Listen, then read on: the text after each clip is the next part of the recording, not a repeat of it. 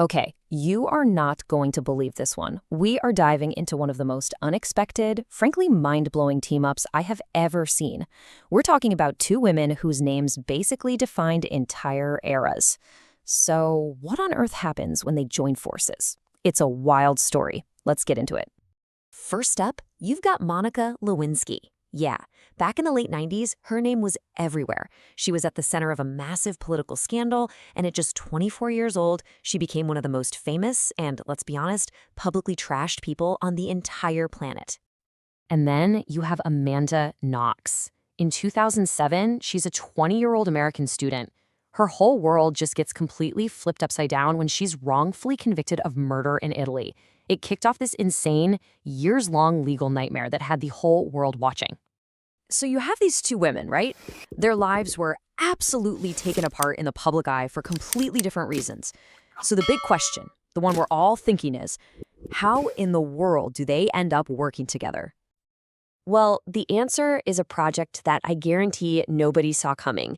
They are executive producing a brand new Hulu series together. And this isn't random. It's a team-up that's built on a shared experience that goes way, way deeper than just the headlines. So, what is it? It's an 8-episode miniseries, and it's all about Amanda Knox's wrongful conviction. This time, though, it's being told from her perspective, with her in the driver's seat. Now, I know what you're thinking. This still feels kind of random, but trust me. To get why this makes total perfect sense, you have to understand the one nightmare they both lived through. Trial by media. Think about it. They were both so young. Lewinsky was 24, Knox only 20, when their lives just exploded into these huge international spectacles. The accusations were wildly different, of course, but the result? The exact same. A brutal, nonstop media storm that basically created a public version of them that they couldn't control. And for Amanda Knox, I mean, this wasn't just a bad year. This ordeal dragged on for the better part of a decade.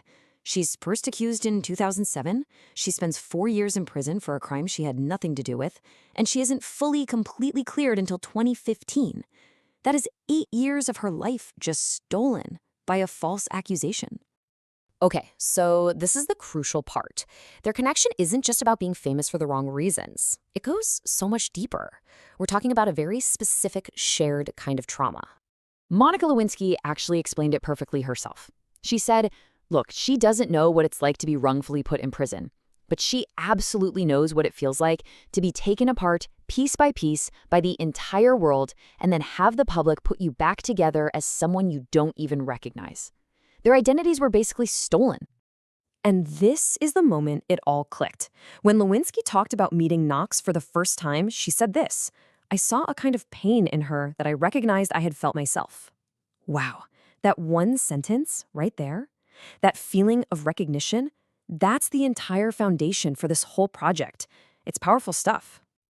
Okay, so you have this incredible, deep connection, but how does that feeling, that shared pain, actually turn into a major TV series for a giant like Hulu?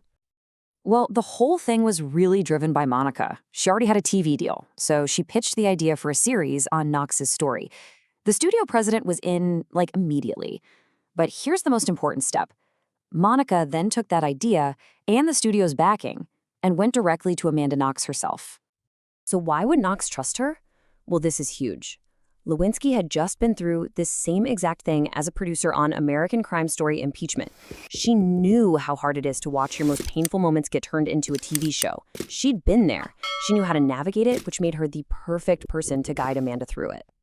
So, what's the big takeaway here? Why does this matter beyond just some Hollywood news? Because this, right here, is a masterclass in how to flip the script on your own story. This is all about two women whose stories were hijacked, and now they're taking that power back. It's a massive statement about who gets to control your narrative. It's about turning something awful, a public trauma, into something with real purpose. And honestly, it's one of the most incredible examples of female solidarity you're ever going to see. And all of this leaves us with one last really important question. Okay, these two are reclaiming their narratives. So whose story that's been twisted and smeared by the media deserves to get this same treatment next? I really want to know what you think. Who out there needs their story retold, but on their own terms? Drop your thoughts in the comments below. And hey, if you dug this breakdown, do me a favor and smash that like and subscribe button for more explainers just like this one. Thanks for watching.